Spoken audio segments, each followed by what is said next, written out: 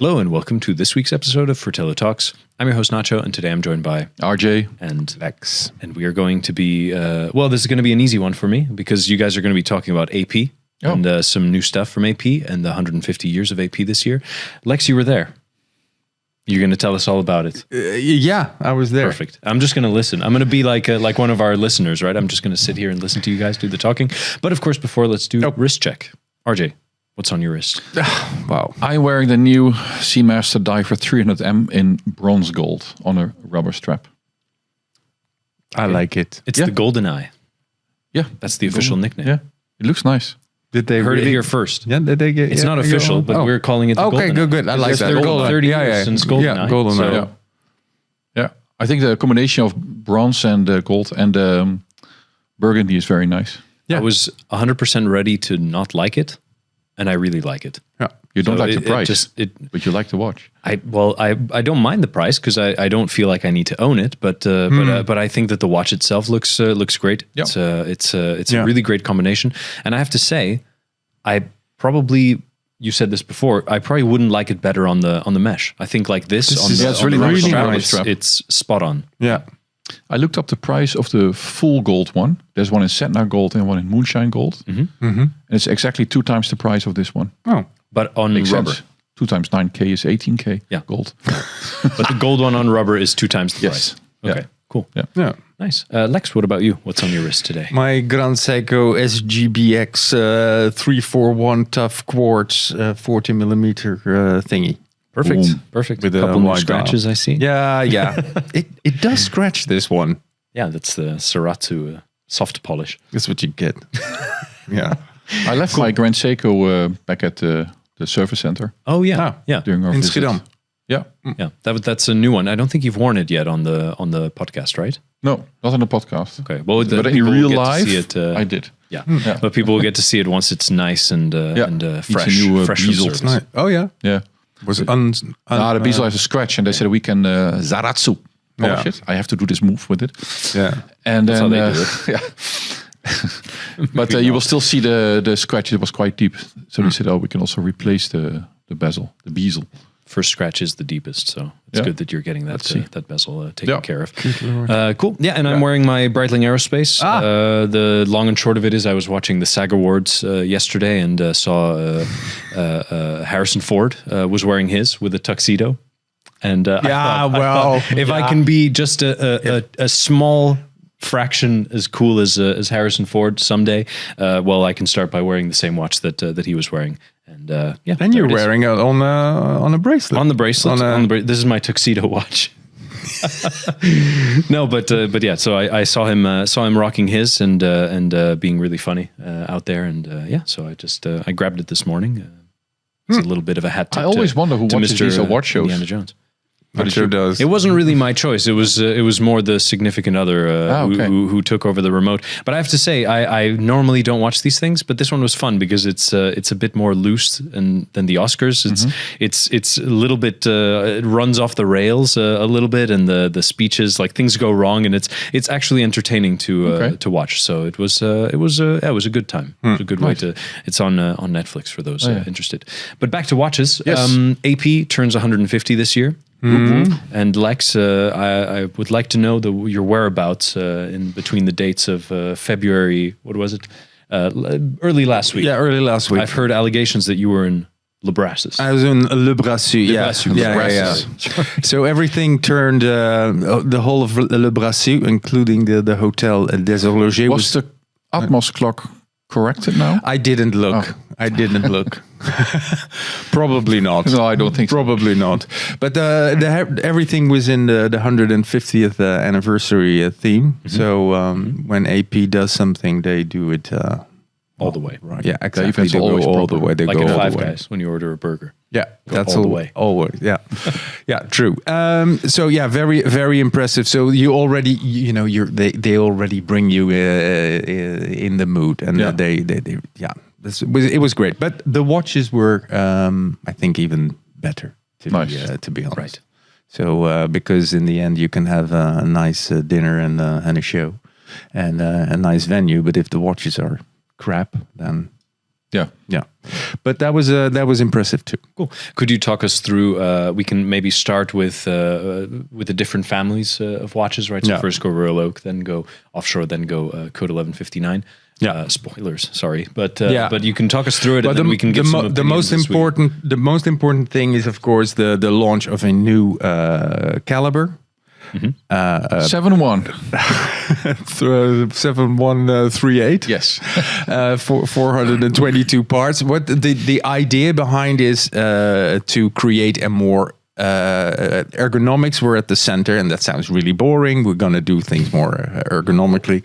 But in the case of a perpetual calendar, it actually makes sense because a perpetual calendar, one of the most more classic and most complicated complications.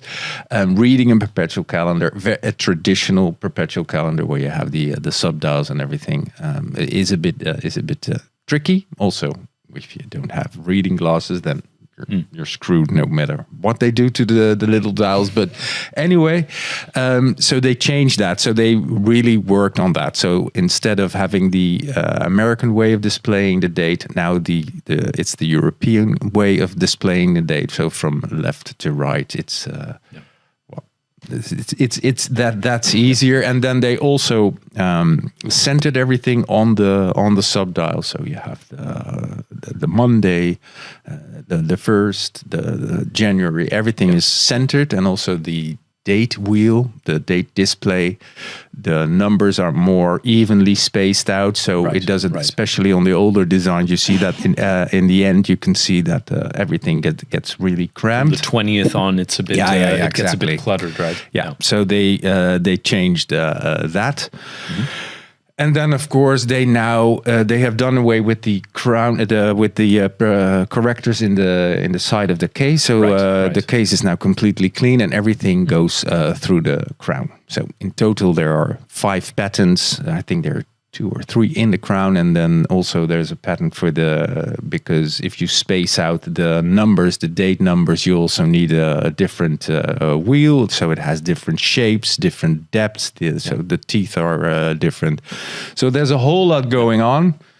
And you weren't wrong. It's a little boring. No, I think it's also good to explain that it's not the first time that you can correct. So the whole with the crown. So the whole crown crown set. So it started in '85 with Kurt Klaus with a mechanism where you could set your perpetual calendar through the crown, but there were some limitations. So you once you went past the midnight on the date, you couldn't go back, and so there are some limitations to that system. And then Uxlin in '96 came with Ulysse Nardin came with a perpetual calendar that also operated through the crown, that you could actually go back and you could reverse back and forth, but that's not a traditional looking perpetual. And there is also there's no moon phase on that watch.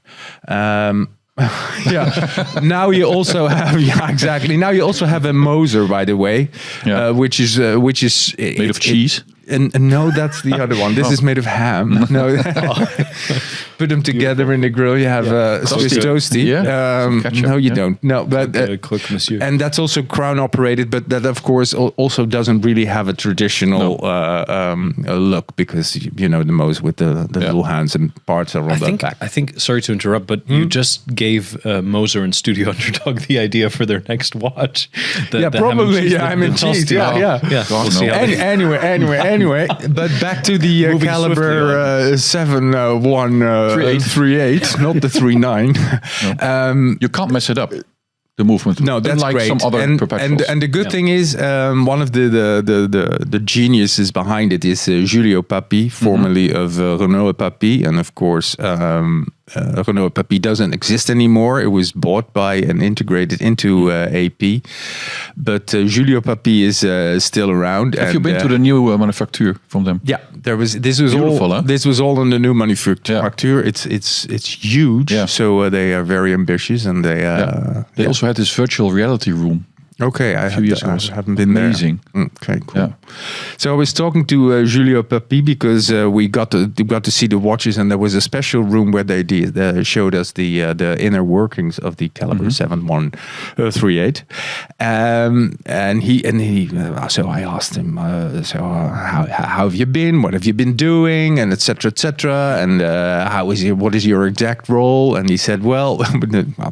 A long story short, he said, "Yeah, well, I didn't want to be paraded around like okay, this is Mr. Papi. I want to do interesting stuff. So when I find something interesting to do, I go do it.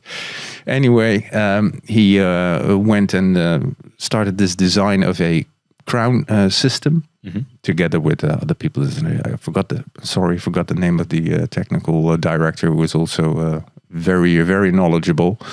So what they've done is that they this is a very I think Renaud et Papi thing, because you probably know that with the crown selector, you see that in the Richard Mille where you pull the crown and there it says in what position you are. So the man is obviously obsessed with crowns. So the thing is, you in the first position you wind it. Forgive me if I don't know every step I think by heart, but for those listening today, there will be an article coming out later this week on Saturday where you will be able to have a more in-depth. And the drawings. I hope so. From you. With my drawings on a napkin. Yeah, that's how I roll. Seriously explaining Genta style. Actually, in the introduction story, there is you can fully see exactly how each setting works. Anyway, so you have the crown in the first position, and I think you wind the watch. You can find the exact things in the introduction article. When you put it in the second position, when you turn clockwise, you activate something. When you turn anti-clockwise, you operate another indicator. It all the gearbox of that is beneath the crown system is absolutely mind-blowing. There's swapping wheels from one function to the other with just a turn of the direction. I mean, that has to be like a proper different wheels coming in and then and falling down and moving to the left and the right. It's really quite something. And then you go to the third position, you have the same, and then you go back into the second position, but then a different set of gears is engaged, and then it operates yet another thing. So you have two second positions. You have like the 2A and 2B position, and you really can't mess it up. You can just if you miss something, you have to you can just turn, stop, start. What's the thickness of this movement? Because there's a lot going on there. It's not crazy thick. I don't know this by the top of my head, but I think it's not.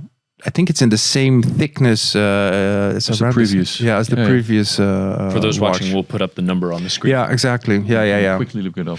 So you can look it up. It's not as of course it's not as crazy thin as the RD2 that they did, because that is that skipped a layer, and here you still have and where you didn't have multiple layers. In the subdial, that was all separate. This is, and there's also an indication that tells you there is actually a little red warning zone, right, where you can't operate the perpetual calendar movement, but if you still do, you don't break it, because that's one of is of course one of the things that you can get horribly wrong if you have a crown operated perpetual calendar movement, that you can actually break it, and this is basically foolproof. And they use this movement in different models. So you have it in a steel 41mm Royal Oak, and there's a sand gold 41mm Royal Oak, and there's also a 41mm code 1159. I can actually give you the prices. Oh, please. Yeah, because in the steel version, the Royal Oak steel version is it's in Swiss francs. It's 95,200 Swiss francs. Okay. Yeah, and if you want gold, it's more like 130,000 Swiss francs. Gold is not cheap these days. Yeah, it's they were. They're not cheap. But when Audemars Piguet was never cheap. It was all. It was always. It was costly. It's also their stilo.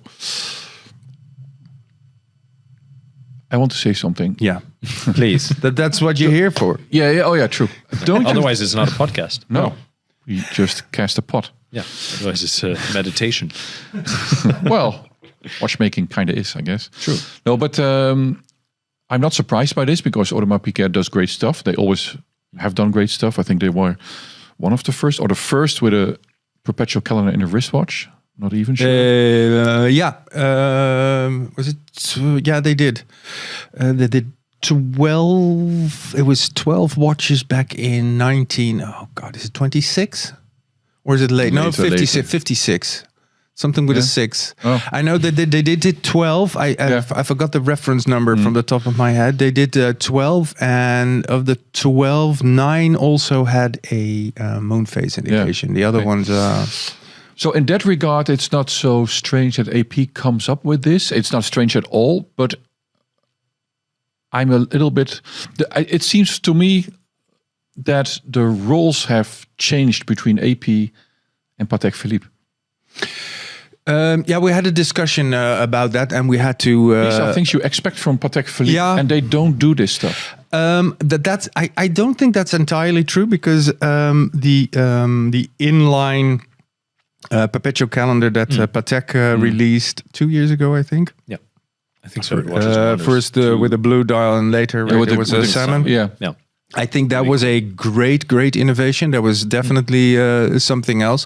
And of course, that is not in the traditional way, because I think that's one of the great things of looking at this new QP, is that it looks very traditional, but then you see the little tweaks that make that makes for easier, better readability, and then of course the system with the crown just really improves it. So it's refining this complicated thing it's this small machine that just there's it's marginal gains at this point, but these marginal gains become kind of the thing that takes years and years and years of development. With everything is marginal in watchmaking. Yeah, but exactly, true, and I still think that marginal gains made Chris Froome win the Tour de France, and I also think that marginal gains also especially in watchmaking, I think that those are important. So differently shaped teeth. That's what we're talking about. This is actually, I think it's a giant leap in perpetual calendar innovation. Same as IWC's Eternal Calendar was a giant leap. And in that sense, I do think that Audemars is really pushing it.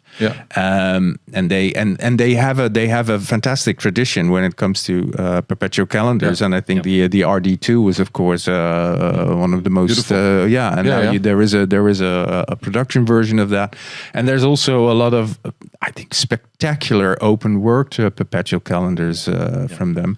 Before we get into that one, sorry, but just for the record, it was 1955. They released the first 55. The world's first perpetual calendar wristwatch with a leap year indicator. Yeah, that was it. And there's also 12 in total of that reference.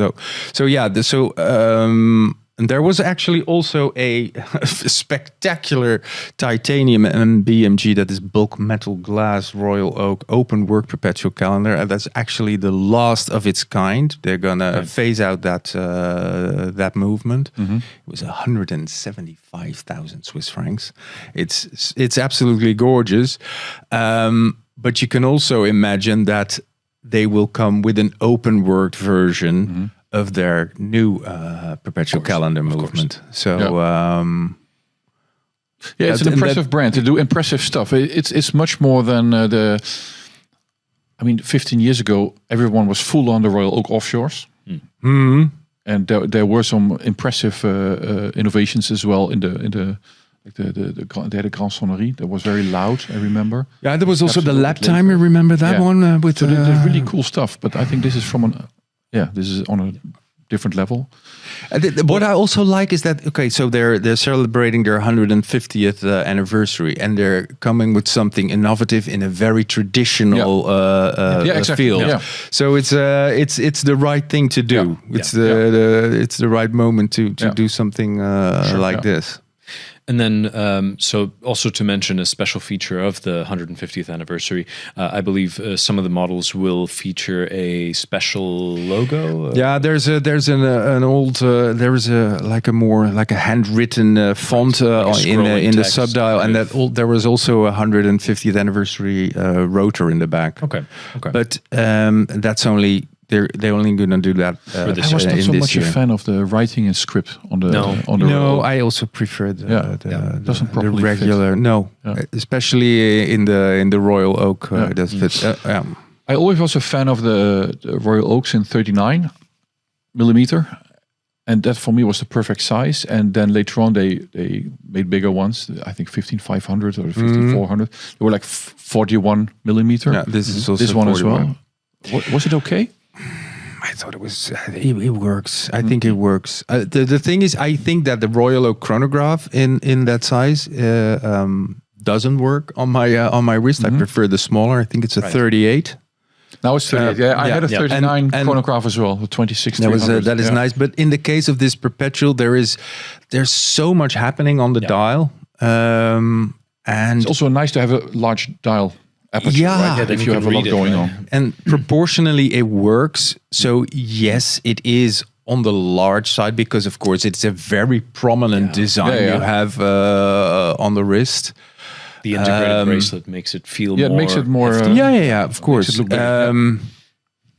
I prefer the steel version with their signature blue dial over the sand gold, although that is nice. But I think you need to have a special skin tone to make that work. Right. Or maybe if you have the wrong skin tone, it really doesn't work. Yeah, like it's if you go, this perhaps doesn't it comes with a quite spray tan. True. Yeah. You could always visit your local tanning salon and be like, really, I need to match this watch. What can you do for me? Yeah. And then they say 6 sessions come out nice and crispy. No. But then speaking of bigger, there were also some slightly bigger watches. So there is a 42 millimeter successor to the Beast, the Black Beast that we've seen 2 years ago. Yeah, 2 years ago.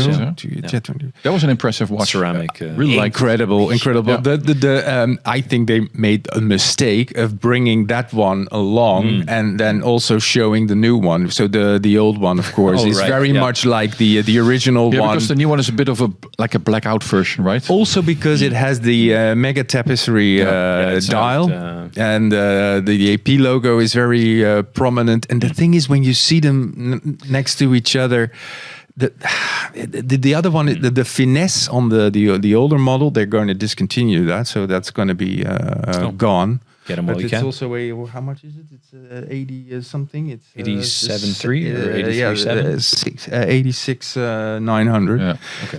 It's quite expensive. It is a next generation. You can see it looks younger. So I get it, but I think it lacks the charm.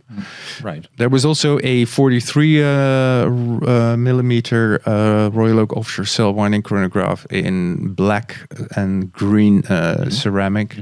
That there is definitely. So what's your favorite AP of the last 150 years? Let me. No, you can't. Of the last 50 years. Your favorite Royal Oak? Let's stick to Royal Oak. Then it's a jumbo. Then it's which one? I would then probably go for the last generation because of the fact that the movement is just better. Yeah. So it's just more solid. So it's more foolproof. Yeah. So the curve movement is good because it has quick set, I think. Yeah. And I remember you had to turn a lot of times. Yeah. I did like the older bracelets a little bit better. They're a bit flatter and they have like a folding clasp side instead of the double. The double. Yeah, I'm also not a folding fan. Yeah. I'm not a fan of that. But I think But the current one in yellow gold is like amazing. Yeah, the build quality of those watches is just amazing. Yeah. But I'm going to say something that I didn't think I would ever say, especially not after the first introduction of the code 1159. The current ones, the 3-hander, the 3-hander, the self windings now, the 41 millimeters with the new dials. Not the guilloche dial, but it looks like a guilloche, but the circular pattern. There was a blue and a green, and now there is a gray with the blue accents. To me, what I like about that watch, first of all, it now works with the dial and the flange. They done away with the numerals, so you just have batons. It's very clean. The case construction is amazing. It really is a contemporary dress watch within a world where everything is less formal. We also don't sit. We go to events. We're not wearing a tie. Only when they ask us to wear a tie, we wear a tie. Everything is less formal, and I think that watch is, when you read the dress code, casual chic. That's your watch, and I really like it. Would I buy it? That's another thing I ask myself. If you don't have an AP and you have around 25,000 euros to spend on a steel watch, that was a different podcast, right? Oh yeah. True. But then would a code 1159 be your first AP? Now that is something I struggle with. No matter how much I like it, no, it would not. But I think if you're looking at it with fresh eyes from somebody who hasn't seen the things we've seen, right? Maybe, right. If you walk into the, but every time I see it, and every time I put it on, I think, this looks nice. Yeah, I liked the blue and khaki green version that came out with it. It was a bit of a vignette dial. This one seems to be less of a vignette dial. It seems to be just gray with the blue surround. I think I like the look of it. Those first 3-handers were a mistake. Yeah. No, I completely agree. The ones with the calendars and the chronographs looked way better already. Yeah. But those first ones with 3 hands, they also told us back then it was still SIH, I believe. Don't take pictures. Don't take pictures from the front. And I think if you tell that to press, you know you're wrong. But I also understand why, because that's unfortunately from the front, that watch looks like a regular watch. Time walker. But as soon as you angle it, you can see that there is the case. The case is beautiful. Yeah, but also the convex. But you didn't see that crystal from the front. So yeah, I know. But they actually acknowledge that now. That watch, if you just hit it like a frontal shot, it doesn't do justice to already that second generation with the motif on the dial that was already much a little bit better. But the current one is really nice. Yeah. And they also riffed on that. Essentially, there were a few iterations. There is also, of course, there was the perpetual in the code 1159 next to the Royal Oak. There's no contest. There's no contest. There was also a new chronograph. I'm also not a fan of the chronograph, but I did like I think it's a 38 millimeter tourbillon with a lot of diamonds. Also on the octagonal mid case, and that was a sweet watch, like a beige dial, right? Yeah. And I think then we covered every single novelty. Yeah, I think we did. Yeah. How do we feel the brand is doing these days? We could wrap up here, but how do we feel that the brand is doing it? I think it's been a year since the new CEO took over, we perhaps haven't begun to really see the influence yet. A lot of stuff is, of course, already for a long time in the pipeline. Yeah, so it already takes quite a bit. Hey, they worked for 5 years on that on that caliber. That's the thing. So, that's the thing. Well, there was you could definitely still see the ghost of Ben Amias. I mean, the baseball jackets were definitely right. Ben Amias touch, and you can. He did a good job at the brand. He did well. He turned it around. He turned it around. He did it well, and it's and I think it's also good that they now have Ilaria Resta. Yes, and she's completely different. She doesn't throw iPhones through the room. She is, and I also get it. I think if you're not from the watch industry, and she's from the fragrances, or even not even fragrances, but in the stuff they use to make fragrances. Right.